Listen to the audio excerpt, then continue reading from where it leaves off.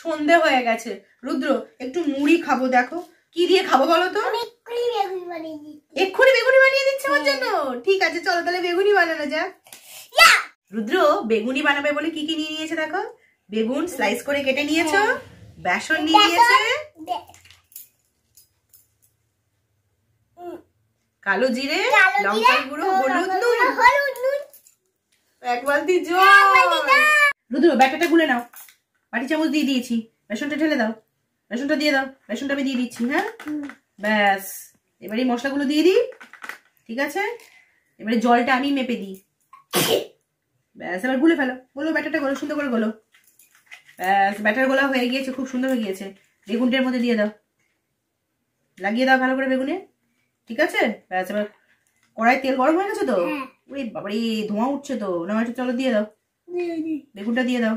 এই যে বেগুনটা মাখিয়ে নিয়েছে, দাও কি সুন্দর করে দাও, ধরো বেগুনটা দাও, বেগুনটা দাও, আস্তে করে দাও।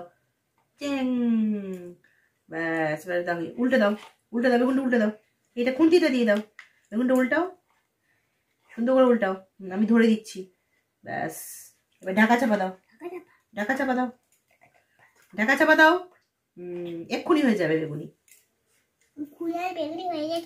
মুড়ি বেগুনি হয়ে গেছে। ও মা কি সুন্দর বেগুনিটা দেখো, আর মুড়ি, উফ খাবো। হ্যাঁ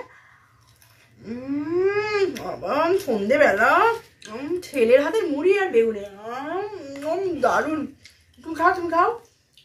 মা ছেলেতে কি সুখের জীবন আমাদের।